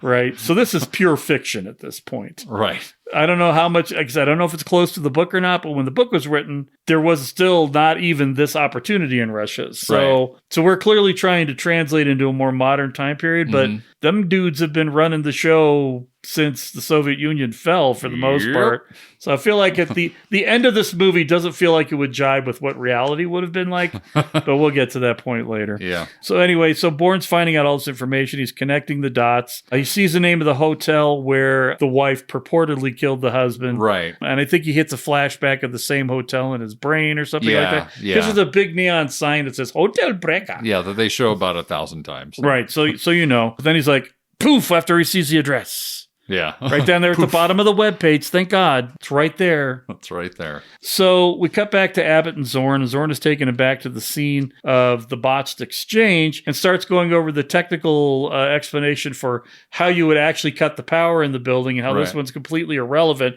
And why would Bourne, who's this expert at doing all these things... Why would he do all this stuff? Why would he put this extra one on a line that has no problem? Or why was there a perfect fingerprint? Yes, a perfect fingerprint there from Jason Bourne. Also, where did they get a perfect fingerprint for Jason Bourne? I mean, they obviously got it from Abbott, but a perfect one? Yeah. I don't know. I would like to see how that technology works. But anyway, so he's like, I think Bourne's telling the truth. You know? I mean, he's too good to have made a rookie mistake like this. Right. And then Cox's like, all right, show me again. Now, I'm going to tell everybody, here's a safety tip. If you're hanging out with a guy that's been in the CIA and doing some shady stuff for 30 years, and he turns you to turn your back on him when you're showing him something, don't. Take rather the full instructor approach. Well, actually, Abbott, I would like you to show me what I said to you so that I can see whether you're actually getting it. Please demonstrate to me the knowledge that I've given to you. Well, I now don't take my eyes off of you. But you know what? Zorn likes him. He says he's great. He's like, I like French fries too. And knife to the ribs. Knife to the ribs. Stabby. Knife to the ribs. And just like any good CIA functionary in a CIA movie, it only takes one knife stab to kill you. That's right. Down he goes. Totally. And then I like how just Abbott's kind of like, well, that's probably the last time I have to do that before I retire. And then hits the gigantic light switch. Click. Closes the door. You can. I do like the acting, just the facial acting that Abbott does here, because you can tell he knows he's screwed now. Yes. You know, he's like, well, okay. Well, because he's like, man, if this idiot can figure it out. Yeah. Right? Then it's not going to be long before. It's not going to be long before the smart lady over here in the building figures it out too. Right. So anyway, we kick back to Bourne, who's now up in the hotel. Well, he goes in, tries to get the room from probably the world's nicest German concierge guy. Front desk person. He starts having some flashbacks in there. Guy says, I can't give you the room, but I can give you the room next to it. And he's, that's fine. So he goes up. He has no intention of going in the room.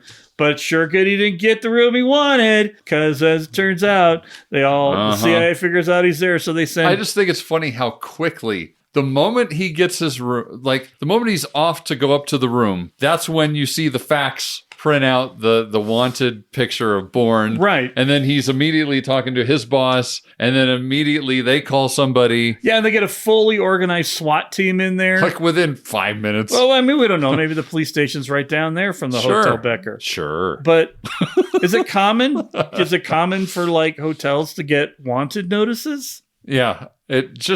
There was an element of this movie that was present in the first one, too.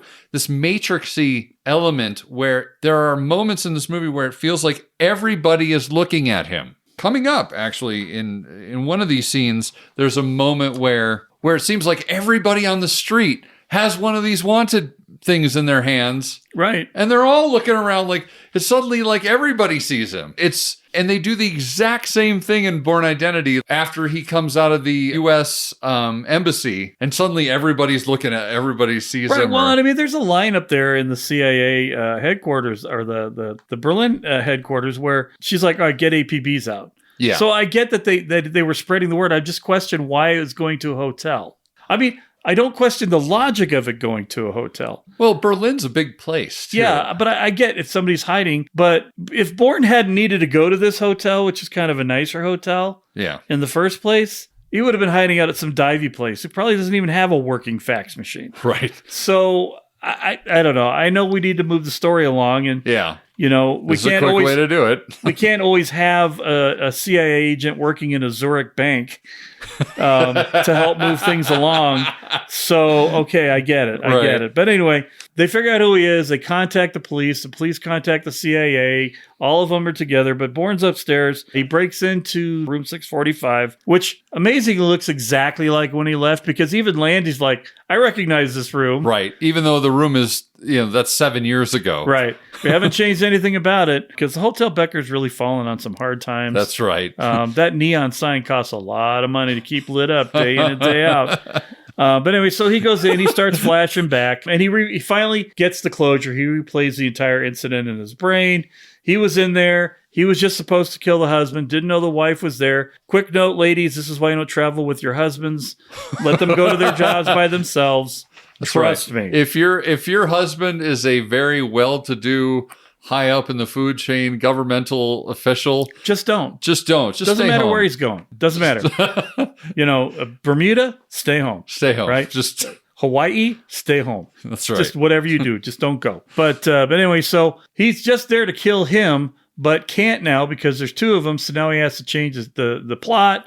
He ends up, and I think he has like a syringe or something first before the gun. Yeah. He was going to do it in a way that wasn't painful, probably, and looked more like a natural causes type of thing. Yeah. But can't because he only had one syringe. I guess. Sure. So now he has to like, okay, now I have to make it look like he was killed, but not by me.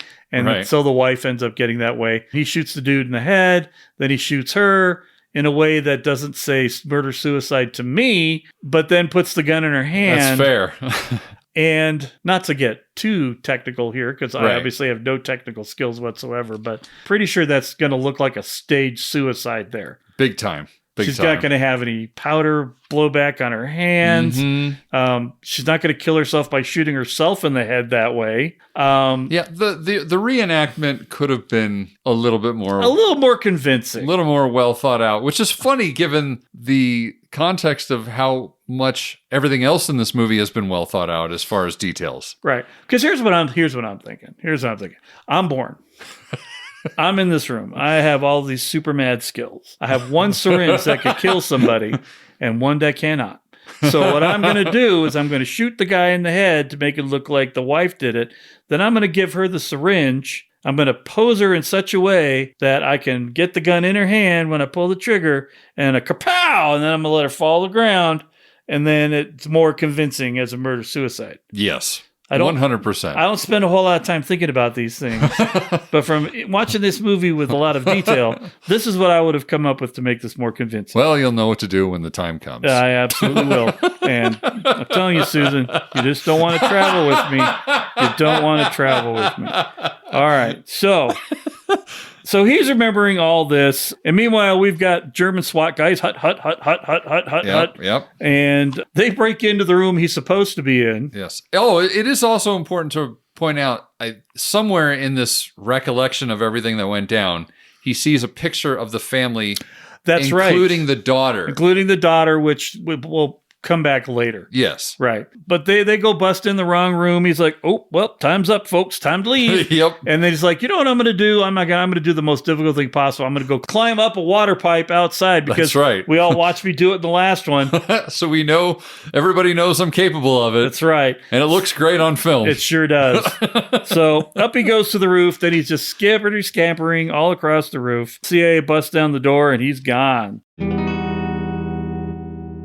So he manages to get off the building. And this is that moment where it seems like everybody's looking for him. Yeah, absolutely. I don't know. Maybe they do that in Germany. Sure. Any German listeners? When there's like an international... I know we have a couple. Yeah, if there's any... Would you guys have like a potential international terrorist / American trained CIA assassin on the streets of Berlin? Are they like just handing these things out like it's some sort of rave? Down at Alexander Plata, right, exactly. Or whatever, you know. That's right. I don't know. But anyway, yeah, everybody's looking for him. Some sort of silent, what are those things called? The silent dance parties or something? Right. Or, you know, it's just like, I mean, if you've ever been to Vegas, it's like, you know, the guys with the card. Slap, slap, slap, slap, slap, slap, slap, slap, slap. Want to see some girls? You want to see some United States assassins? Slap, slap, slap, slap, slap, slap. I don't know. But anyway, Bourne heads for the subway after being recognized by a street cop. Now he's got a bunch of cops on foot after him. And I think I may have been confusing my locations. This is where he jumps in there, but there's stores and things. No, that's in Moscow. Is that in Moscow? Yeah, the stores. Oh, vodka. That makes more sense. Yeah. All right.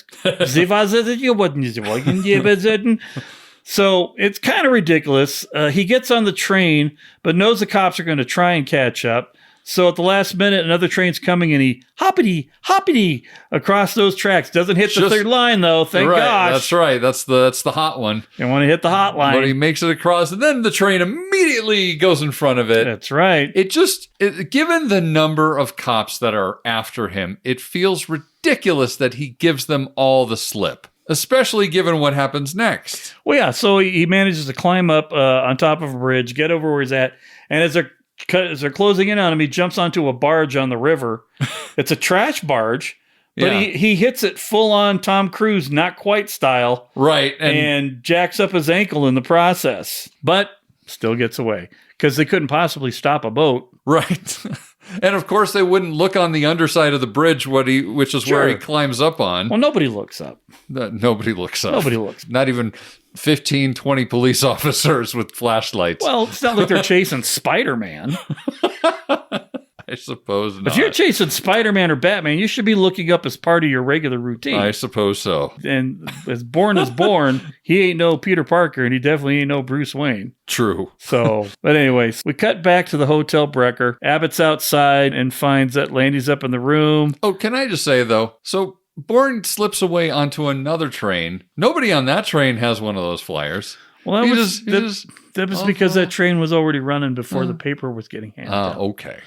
They don't have fax machines on trains in 2004, you Nimrod. Oh, well, my mistake. Gosh. All right. Think it through, Ben. All right. Well, please continue. My gosh. So anyway, so Abbott gets to the hotel. He finds out Landy is in the room investigating. He meets up with another one of Landy's functionaries, who in this particular scene sounds remarkably like J.K. Simmons. Like I didn't think about it. I should go back and watch that now. And the dude's a tall, bald guy with an interesting nose. But I'm like, but that's not J.K. Simmons. No, he was bigger. He was much taller. He was more, when you get a good look at him on my second showing, he looked more like Fred Gwynn from the Munsters in terms of height and general facial structure than he did like J.K. But in that particular scene, I was getting J. Jonah Jameson vibes. Okay. Out the kazoo. I'm like, I didn't even know he was in this. And Susan's like, no, that's not him. But it sounds like him. She's like, your ears are probably hearing fine, but your eyeballs are not working very fine. But he's basically like, all right, well, I probably don't need to go in here because there's going to be more questions that I don't want to have to answer. Yeah. Well, it's kind of funny. I almost the way he said it, it was almost like, I think I'm just gonna go to my room now. Yeah, I think I just might have to go to my room now, Garth. Bye, Wayne. Exactly. So Landy's upstairs. She recognizes the room, as I said earlier, because they haven't changed anything in 7 years. Because they haven't changed anything in 7 years. She's then told that Zorn was found dead, and so now she's like, "All right, this motherfucker is up to some shit." Yeah. I like how she just finally comes to that conclusion now. But right after all this. Well, it's clearly not Bourne, so who's the only scumbag here? Oh, wait, the guy who was the scumbag in the last one killed his own guy, right? So she's going back to confront Abbott at his hotel. So we cut to Abbott back in his hotel room talking on the phone, whom we find out he's actually talking with Yuri Gretkov, the oil baron oligarch magnate person. And we basically get all the plot points here. I got you that $20 million to start your business. I need you to make sure Bourne's dead, blah, blah, blah, blah, blah. Right. We can still salvage this. Yeah, we can still salvage this. We can still make it. But Rickoff's like, yeah, nah. I don't think so, buddy. I don't think I need you anymore. Yeah, I'm pretty sure I'm fine. I'm pretty sure Bourne's going to do the work for me. So yeah, we'll see. I wouldn't want to be ya. And as he hangs up the phone, dun, dun, dun. At least Bourne didn't call him on the cell phone first before doing it. Although that would have been... He picks up the phone. Hello? Hello, Abbott. We're looking for you, Bourne. Then turn around. Are those Cool Ranch Doritos you have? That's right. I need some. Were you going to order a cheeseburger for dinner? I saw you looking at the menu. But anyway, Abbott's spider sense goes off. Yeah. It starts tingling, and he's like, I don't suppose it would do any good for me to call out and something like that. Right. And Bourne's like, yeah, probably not. And so Abbott kind of goes through the whole thing. He does the full monologue. He fully monologues the villain, He's like, this is, some people, when they shoot themselves, they shit. I'm having a verbal diarrhea as I go, before I go, whatever. And, Bourne gets over there, intimidates him a lot. And you think, oh, well, this is the end of Abbott. Well, it is, but not quite yet, folks, because we got a handy-dandy Sony mini recorder. That's right. That's right. I got the proof on you, home skillet, and throws down what looks to be a very small Beretta that he must have stolen from another agent that was in Berlin, I'm guessing, and sets it down on the table with him. We see Landy coming up to Abbott's room while Jason Bourne is back at the train station of people with no pictures of him. That's right. Picking up, I don't think it's he's getting his original bag of goodies. That's right. And replacing, because he's getting ready to leave Berlin, so that's the Berlin bag of goodies. Yes, but now he's taking the Naples bag of goodies too. Well, maybe you were right, because you did mention that you thought that maybe the Naples bag of goodies was actually the Russian. Maybe it was the Russian bag of goodies, so that does make more sense. Absolutely. But then Landy comes in, sees Abbott. They have a little bit of a chat, and then Abbott's like, "And done." Pow! Right. And by the way, that one's not going to look like a staged suicide because he did it the right way. That's right. Yeah.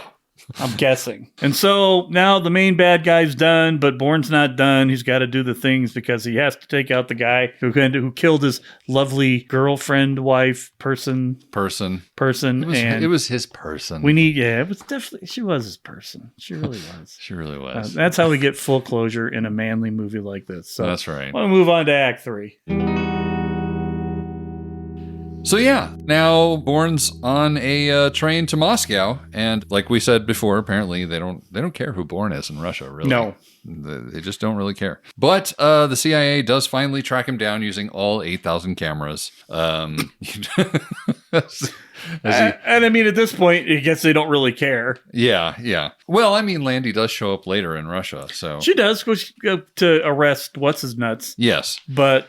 Yeah, but at this point, they're like, well, we're clearly not going to Russia to do anything. So. Right, yeah, no kidding. So then we check in on Kirill, who is in his favorite club in Moscow, and he's called away from his harem. Right. And he goes outside, and you realize it's not even nighttime. That was so jarring. Broad daylight. It was so jarring. It really was, wasn't it? It was such a weird thing. But I'm sure that was on purpose. It was like, He had his month off, so now he was just full on debauchery 24/7. Yeah, it didn't even matter. It was middle of the day. You would have thought it was 3 a.m. where he was at. He'd like been in that club since like 9 p.m. the night before. Absolutely. Right? He just, I have cash. I am not leaving. That's right. So he's called away from his harem that's at this club to go talk to Gretkov in his car outside, who is none too pleased that Bourne is still alive. So he lets Carol know about this and, hey, you still owe me a kill, buddy. Do your shit. Exactly.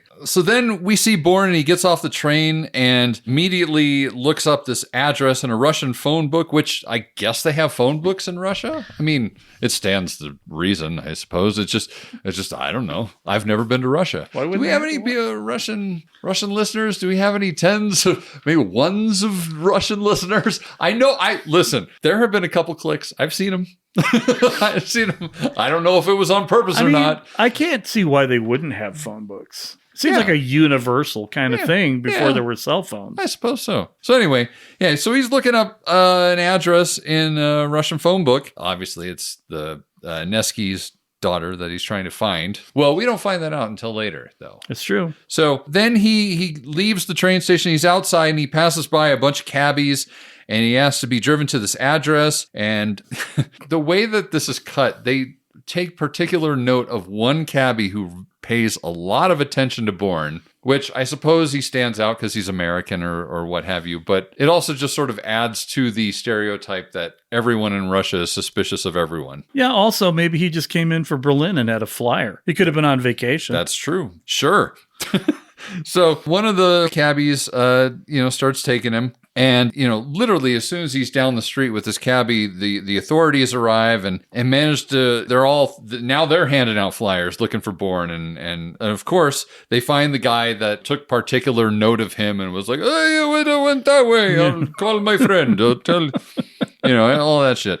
So Bourne gets dropped off at this address and he asks the cabbie to stay there for him, which of course we know he's not going to stay for him. No. So he goes and he's trying to find him. And then meanwhile, Kirill has gotten sort of the heads up that they've sighted Bourne. He must be connected with the KGB or Secret Service. FSB, that's what it is. So he hears all this, and so he flips a U-turn, and Bourne then, so then we're back at Bourne, and he asks, of course there's an old woman near this building. Of course the there most is. stereotypical Russian old woman that you could ever cast just happens to be outside this building, and he asks her, have you seen this little girl? Right. In not so great Russian, I'm going to go off on a limb and say. Probably not. Probably just sort of learned it phonetically and then moved on. Pretty much. So, but magically, she happens to have an address for him. And then that's when his cabbie hears all the gab on his phone from his buddy about Bourne, and he takes off because he doesn't want to be connected to this guy at all. Right. And Bourne has to take off on foot, only to be seen almost impossibly lucky for Kirill. Right. That Kirill just happens to be driving. He's like, hey, there he is. Like, it's just like happenstance. Oh, right. He doesn't look like anybody else. Sure. So he immediately pulls over, shoots him in the shoulder. So now Bourne's shot in the shoulder and he's got a limp and he's just trying to keep making his way. Meanwhile, the local police in Moscow have taken note of Kirill shooting this guy. So they try and arrest him because they don't realize that he's... FSB, he even yells it a couple times. Yeah, he keeps trying to yell, and then they finally find his ID, and they're like, oh, sorry. Oh, sorry, we messaged you, successor to the KGB. Please, don't send us someplace we don't want to go. That's right. Don't make us disappear. So now we get this moment where he's walking through this marketplace, and again, we have that thing where everybody seems to see him. And maybe although at this point, he is sort of... He's limping and bleeding. He's limping and bleeding, and it's kind of like, well, of course, who's not going to look at a train wreck walking past them? Yes. So then he goes into the supermarket, and this is when things just this is when this whole thing just turns into the biggest train wreck of a thing for Bourne ever. It just becomes so wild where immediately the security guys are like, what is up with that guy? What was going on here? Yeah. And Bourne immediately knows that he's, everybody's looking at him. So he grabs a bottle of vodka and a bunch of other stuff. I don't know what. I think he was getting towels, maybe to make a tourniquet or something. Yeah, because he actually takes one of the towels in the car, in the cab, and uses it to try and stop the bleeding. Right, and he takes the bottle of vodka, and one of them he uses to. Well, he takes a bottle of vodka. He knocks some over while he's doing it. And That's what it is. That's what it is. Because at this point he's just all over the place, knocking down stuff. And as soon as the supermarket security approaches him, he pulls out his gun, and then everybody's freaking out, and then he somehow finds a way out of there. That's what it is. So he's acting drunk along these cab drivers. To try and get back into a cab and go. Back into a cab. But the cops show up behind him, and he guzzles a bunch of vodka and then spits it in their face. Then I think he knocks out the cabbie or something. Yeah, and steals the cab. And off he goes into the world's strongest cab. It is the world's strongest cab. We make good vodka, we make good cabs. That's right. At this point, Carol catches up and he commandeers a vehicle. I think it's a Mercedes G-Wagon. Yeah. And so begins even more batshittery. This car chase is bonkers. It's bonkers. And it's bonkers that they shot it in Russia. And then we get another moment where he's in the car unfolding this giant, impossible to read map while he's being chased by that he grabbed back in the store before he grabbed the towels and before he grabbed the vodka. So yeah. It's insane. The other thing that's insane is that there's a pan shot while he's driving the car. First, it's looking out his back window of his car, and the shot pans. What's really funny about it, too, is it's pretty steady given the way the rest of the film is shot. Right. But it pans 90 degrees to show Bourne driving in a profile shot just in time to see this car approach and T-bone him. Right. That's a great shot, actually. But yet, in the very next shot, in the wide, the cab doesn't even look, it looks unscathed. No, there were some editing choices here that could have been done a little bit more efficiently. Yeah. So now we see a bunch of FSB cars getting loaded up, and they're all driving. Well, that's it. He's getting chased by your standard issue Russian police car. Then the FSB comes in their Mercedes Benzes. Right. And it's just like, with their Starsky and Hutch sirens on the top.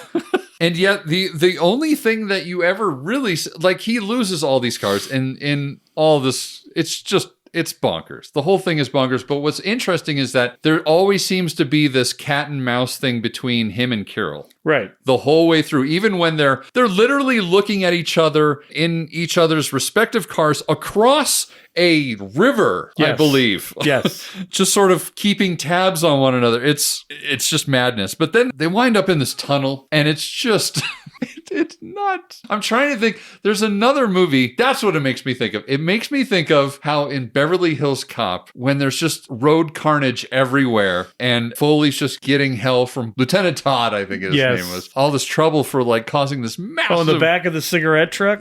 Yeah. Yeah, the cigarette truck case. Yeah. So it's kind of on that level of ridiculousness. This cab is just indestructible. I don't understand. It goes back, like the car gets swung all the way around. Now, then it's being pinned to the wall. Then it swings back around again, gets hit like 50,000 times, still keeps going. And then at the very end has enough power and functionality to drive a Mercedes G-Wagon into a road abutment with enough force to kill the person inside it. Yeah. Oh, yeah. But sure. Okay. Well, it's a little known fact that during the battle, the World War II, that rather than tanks, the Russians just used cabs. That's right. With cannons attached to the top of them. You know, I believe it was the early Mesopotamians. I believe it was the great Russian philosopher Dostoevsky who said that the battle is not won based off of the armor you carry, but taxi cabs you drive. That's right. You look it up, Nami. Thank you, Cliff. And he gets out of the car to check that he's dead, and everyone's just stopped and watching him. Right, like everybody's like, dude, that guy knows how to drive a cab. That's a Russian cabbie. Don't mess with him. Don't mess with him. So he checks, and he's dead enough. Yeah, that's what I'm saying. Bourne kind of made the same mistake at the end of the movie that Carol did at the beginning. He should have put one in him. Just for good measure. He killed your person. Yeah. And you're just going to let him sit there? No, I don't think so. I will tell you, after all this scene and all of its bluster and fluster and everything. Yeah. I feel really bad for the lady whose G-Wagon just got totaled because I feel like she's not going to get a resolution on that. No, probably not. Who does she talk to about that? I don't know. Right? Maybe one of our Russian listeners can let us in on that. I also don't feel like in that particular circumstance that I'm sure the FSB's not going to care. No. And the Russian, the standard police are going to be like, we don't know nothing. We were just driving in our cars, and these people were here with the things. Just claim innocent. So I mean, if she's driving a G-Wagon, she probably got money anyway. She's probably an oligarch. She's probably overly insured anyway. The guy that bought the car for her is probably gonna get her another one. That's right. I did feel bad. You don't ever think about that a lot, you know? Cars get stolen by people with guns all the times in movies. I know. And what happens to those people? I have no idea. That sounds like a movie out there. I think I'm going to write that down. And they all gang up together and get revenge. That's right.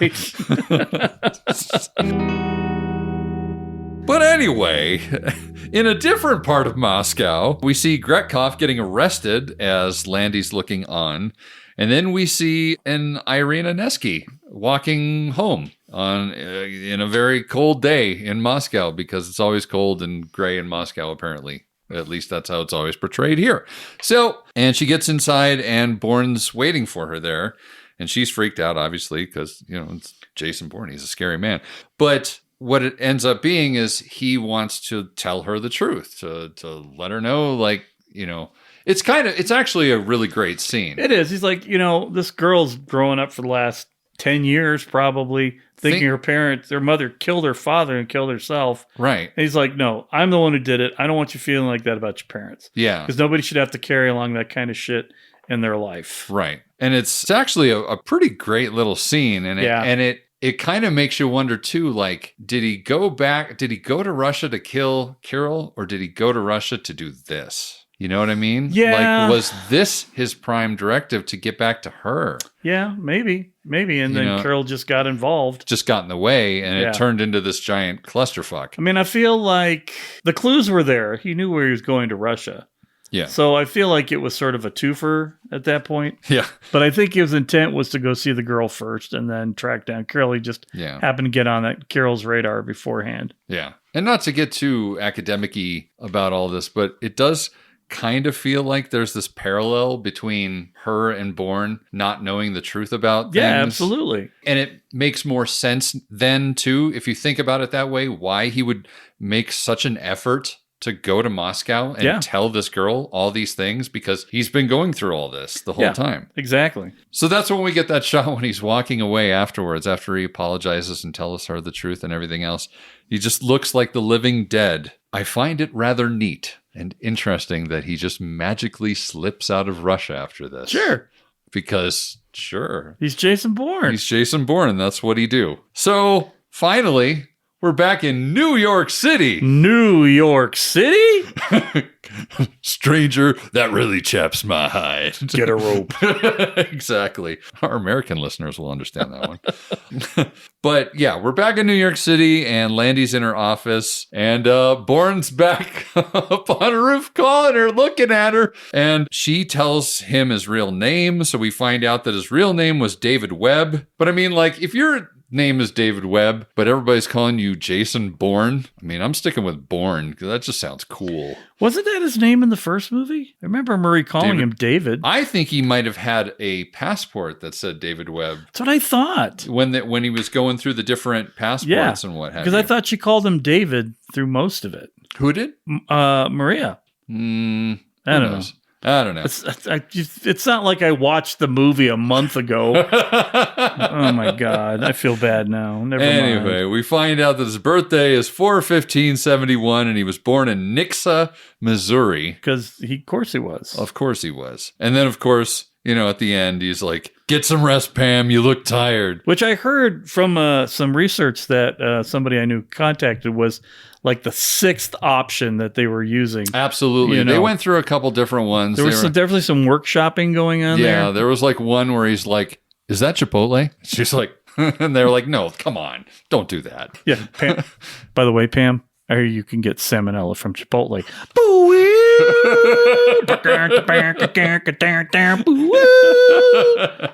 And that's when we cue Moby and we get the scared hamster face.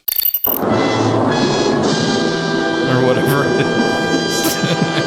And then off walks Bourne / David Webb into the sunset. Into the next sequel. That is right. And that is it, man. That is the Bourne Supremacy. We got through it. Yes, we made it through the sophomore slump. We did. We did. On to the next one that is way better and had a huge Volkswagen tie-in with it. So I'm kind of excited to get to that. Yes, it's quite good. But I mean, there's good parts and bad parts of this movie, but it definitely feels like kind of a lower point in the series. Yeah, it's like a bridge exposed, for lack of a better term. Like I have all these movies. I'll probably go back and watch them periodically, but probably not this one again. No, so I don't feel like it adds enough to the story to need to have to get it.